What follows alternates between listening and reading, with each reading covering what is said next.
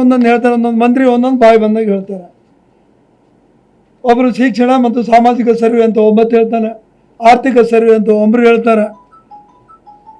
ಇವೆಲ್ಲಗಳನ್ನು ಮಾಡೋರು 28 108 ಜಾತಿಯನ್ನು ಒಡೆದು ತುಂಡು ಮಾಡಿ ಸಮೀಕ್ಷೆ ಮಾಡೋದು ಯಾವ ಪುರುಷಾರ್ಥಕ್ಕೆ ಈ ರಾಜ್ಯದ ಮುಖ್ಯಮಂತ್ರಿ ಸಿದ್ದರಾಮಯ್ಯ ಮಾಡಕತ್ತಾರೋ ನನಗೆ ಅರ್ಥ ಆಗ್ತಾ ಇಲ್ಲ.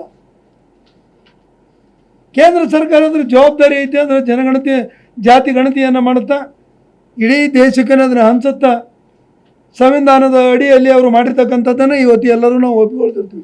ಇವರು ಮಾಡಿದ್ದು ಯಾವ ಕಾರಣಕ್ಕೆ ಅನ್ನೋದನ್ನು ಇವತ್ತು ಯಾರೂ ಅರ್ಥ ಮಾಡ್ಕೊಳ್ಳೋಕ್ಕಾಗಲ್ಲ. ಅಂದರೂ ಕೂಡ ರಾಜಕೀಯ ಪ್ರೇರಿತವಾದಂಥ ಇದು ಒಂದು ಜಾತಿ ಸಮೀಕ್ಷೆ ಅಂತೇಳಿ ಭಾಳ ಸ್ಪಷ್ಟವಾಗಿ ನಮ್ಮೆಲ್ಲರಿಗೂ ಅರ್ಥ ಆಗುತ್ತೆ.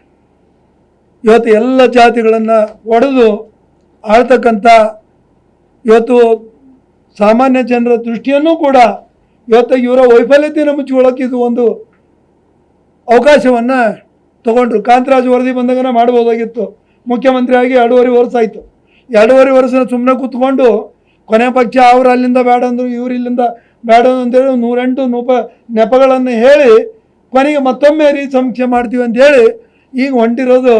ಇವರೇನೆಂದ್ರೆ ತಮ್ಮ ಸರ್ಕಾರದ ವೈಫಲ್ಯತೆ ಏನು ಅಭಿವೃದ್ಧಿಯಿಂದ ವಂಚಿತವಾದಂಥ ರಾಜ್ಯದಲ್ಲಿ ಜನ ಆಕ್ರೋಶಗೊಂಡಂಥ ಸಂದರ್ಭದೊಳಗೆ ಜನರ ದೃಷ್ಟಿಯನ್ನು ಈ ಕಡೆ ಸೆಳೆಯಲಿಕ್ಕೆ ಮಾಡಿರ್ತಕ್ಕಂಥ ಇದೊಂದು ಹುನ್ನಾರ ಸಿದ್ದರಾಮಯ್ಯನವ್ರದ್ದು ಅನ್ನೋದನ್ನು ಭಾಳ ಸ್ಪಷ್ಟವಾಗಿ ನಾವು ಹೇಳಬೇಕಾಗುತ್ತೆ.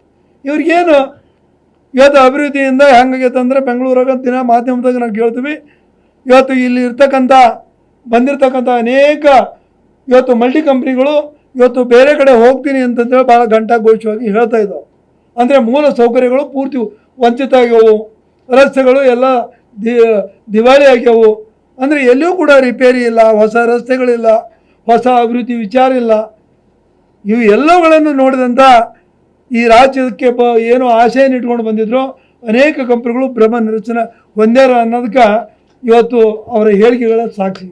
ಹೀಗಿರ್ತಕ್ಕಂಥ ಸಂದರ್ಭದೊಳಗೆ ಇನ್ನು ನಮ್ಮೆಲ್ಲಲ್ಲೂ ಕೂಡ ಅಭಿವೃದ್ಧಿಯನ್ನು ಬಹುಶಃ ನಾವು ಎಲ್ಲಿಯೂ ಇವತ್ತೇನು ನಮ್ಮ ರೂರಲ್ ಭಾಗದಲ್ಲಿರ್ಬೋದು ಅನೇಕ ಕ್ಷೇತ್ರಗಳಲ್ಲಿ ಎಲ್ಲಿಯೂ ಕೂಡ ಮರೀಚಿಕೆ ಆಗಿದೆ. ಅದು ಅಭಿವೃದ್ಧಿಯಿಂದ ಪೂರ್ತಿ ವಂಚಿತ. ಯಾಕಂದರೆ ದುಡ್ಡಿಲ್ಲ ಅನ್ನೋದಕ್ಕೆ 56,000 ಕೋಟಿ ತೊಗೊಂಡು ಅದಕ್ಕೆ ಹಾಕ್ಕೊಂಡು ಆಗಿರ್ತಕ್ಕಂಥ ಕ್ಯಾಪಿಟಲಿಗೆ ದುಡ್ಡಿಲ್ಲ.